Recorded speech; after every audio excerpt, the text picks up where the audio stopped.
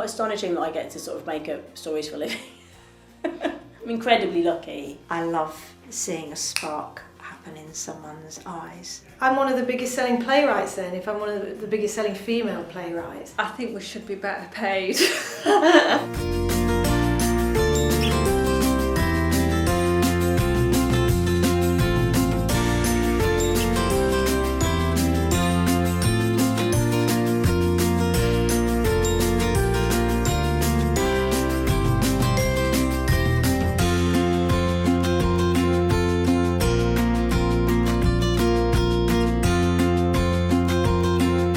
So this week's been all about trying to have women's history recorded, especially in theatre, because there's a mass underrepresentation of it.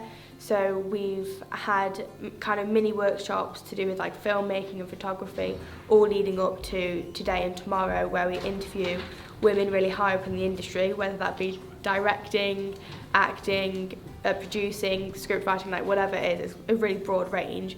And we're interviewing them and we're taking the photographs from the workshops that we've done previously, and we're going to put them all basically in an archive in Derby so their history is recorded, and so we start to appreciate women in theatre. Action.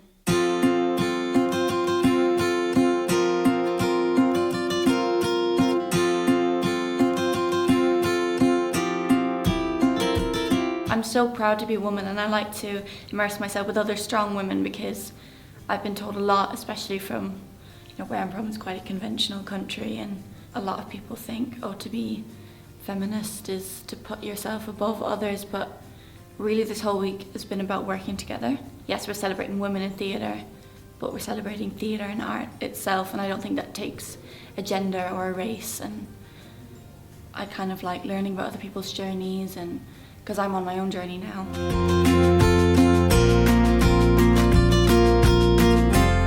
Okay, rolling MTS interview, take 1. I think the hardest part of the week was the start of the week when we had to do filmmaking, because it was kind of thrown in the deep end, but we had to still remain professional with it. Quiet in the room, please.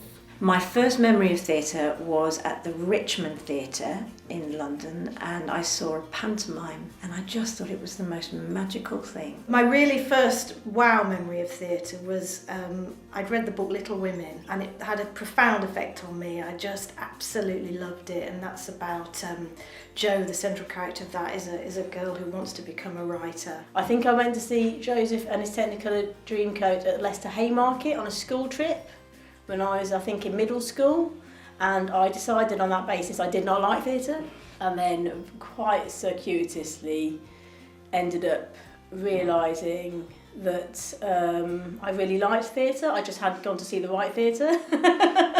We had improv, and me and some of my friends, at that time it was a group of Pakistani girls, we would just really love it. And we would sort of, really go for it, because it was somewhere we could say something in a safe way.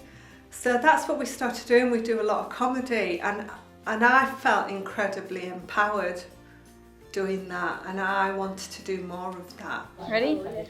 Okay, so you're here. We've all worked together, and it's nobody's been, this is your job, everybody's rotated and everybody's had the same experiences. And it's been nice to be able to share that with people and kind of celebrate each other as inspirational women and work together to then go and celebrate the other inspirational women. So it's kind of like a community. I think we thought kind of feminism had won, and now we're kind of going, oh my God, there's still so many more battles to fight. Theatre's one of them. I think that the wider industry needs to be more supportive, but I feel extremely lucky and grateful to be a playwright and to be working on projects that I think are important and exciting. I wouldn't change anything, because I am female, and that's the perspective I naturally write from. So to feel aggrieved about that would be wrong, really. I'm very proud of that, and I'm very glad that I can tell those stories, and just need the rest of the world to come round to it, really. I most enjoy opening doors for other people, actually. I most enjoy seeing a young person, young artist, young whoever, who's going, I want to do that, and you go, and I know that just by giving them a little bit of advice, that's going to take them 20 steps on.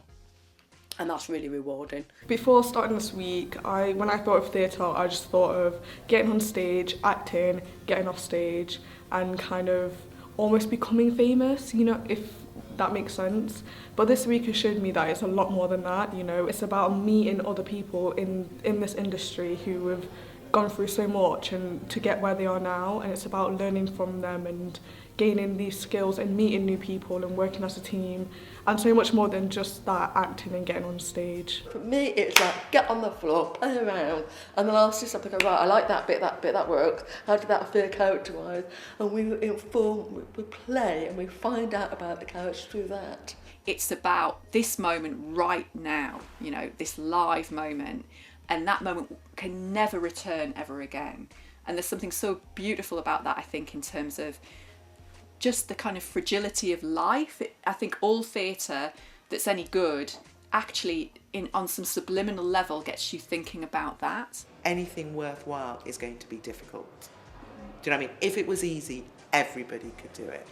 So it is about, you know, it is absolutely about perseverance. There's absolutely no reason why women can't work in any of the technical theatre roles, absolutely no reason. I think because we are normally juggling lots of different things in our lives, I think we are incredibly empathetic and understanding and we can empower people, and hopefully we can be role models for the next generation.